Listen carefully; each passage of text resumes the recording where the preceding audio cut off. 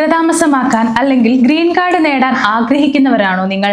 പ്രത്യേകിച്ച് അമേരിക്കയിലുള്ള നിങ്ങളുടെ ബന്ധുക്കൾ വഴി അല്ലെങ്കിൽ ഫാമിലി ബേസ്ഡ് പെറ്റീഷൻ വഴി ഗ്രീൻ കാർഡിനായി അപേക്ഷിച്ചിരിക്കുന്നവരാണോ? എങ്കിൽ നിങ്ങൾക്ക് ഏറെ നിർണായകമായ ഒരു പുതിയ വാർത്തയാണ് US ഇമിഗ്രേഷൻ വകുപ്പിൽ നിന്ന് പുറത്തു വന്നിരിക്കുന്നത്. അമേരിക്കൻ ഗ്രീൻ കാർഡ് പ്രക്രിയയിൽ സാമ്പത്തിക ഭാരം കൂട്ടുന്ന ഒരു പുതിയ ഘടകം കൂടി US അഡ്മിനിസ്ട്രേഷൻ ഉൾപ്പെടുത്തിയിരിക്കുന്നു. ഇതിനെയാണ് പബ്ലിക് ചാർജ് ബോണ്ട് എന്ന് വിളിക്കുന്നത്. ഫാമിലി ബേസ്ഡ് ഗ്രീൻ കാർഡ് അപേക്ഷകരിൽ ചിലരുടെ വിസ ആപ്ലിക്കേഷൻ പബ്ലിക് ചാർജ് കാരണത്താൽ നിരസിക്കപ്പെട്ടാൽ ഇനി മുതൽ നിശ്ചിത തുക ബോണ്ട് തുകയായി അടച്ച് ഗ്രീൻ കാർഡ് സ്വന്തമാക്കാനുള്ള അവസരമാണ് ഇതിലൂടെ ഒരുങ്ങുന്നത്. എന്താണ് ഈ പബ്ലിക് ചാർജ് ബോണ്ട് നിയമം? ഇത് ആർക്കൊക്കെ ബാധകമാകും? ഇതിനായി എത്ര തുക അടയ്ക്കേണ്ടി വരും? അടയ്ക്കുന്ന തുക എന്തെങ്കിലും തിരികെ ലഭിക്കുമോ? നിലവിൽ ഗ്രീൻ കാർഡ് ഉള്ളവർക്കും അമേരിക്കൻ പൗരത്വത്തിന് അപേക്ഷിക്കുന്നവർക്കും ഇതിൽ ആശങ്കപ്പെടാനുണ്ടോ?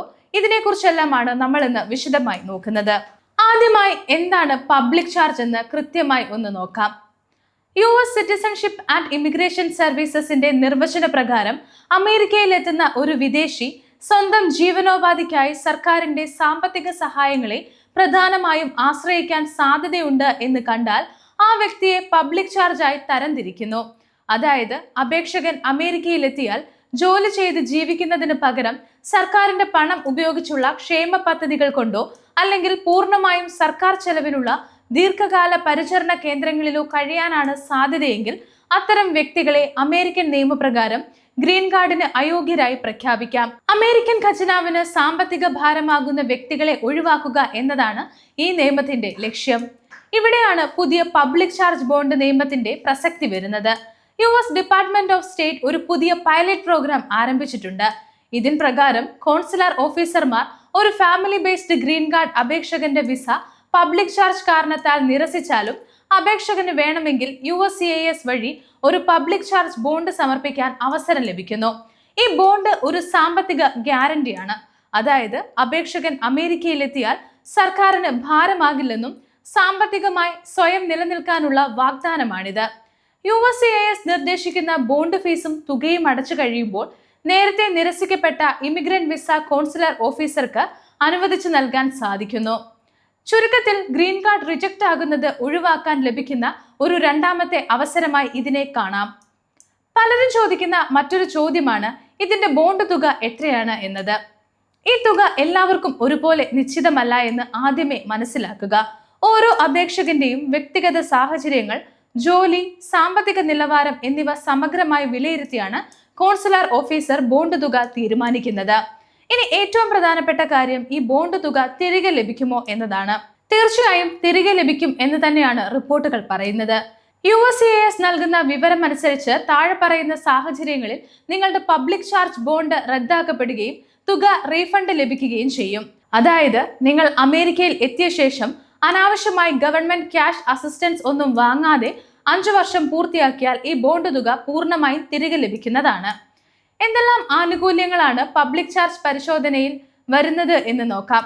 എല്ലാ സർക്കാർ ആനുകൂല്യങ്ങളും ഇതിൽ വരില്ല എന്ന് ആദ്യമേ പറയാം. എന്നാൽ പ്രതിമാസ പണസഹായങ്ങളായ supplementary security income, temporary assistance for needy families, സർക്കാർ ചെലവിലുള്ള ദീർഘകാല ഇൻസ്റ്റിറ്റ്യൂഷണൽ കെയർ എന്നിവ ഇതിൽ ഉൾപ്പെടും. ഇവിടെ ഒരു കാര്യം പ്രത്യേകം ഓർക്കുക. അപേക്ഷകൻ നേരിട്ട് കൈപ്പറ്റുന്ന ആനുകൂല്യങ്ങൾ മാത്രമേ കണക്കിലെടുക്കൂ. അവരുടെ കുടുംബാംഗങ്ങൾ വാങ്ങി ഉപയോഗിക്കുന്ന ആനുകൂല്യങ്ങൾ ഇതിൽ ഉൾപ്പെടില്ല.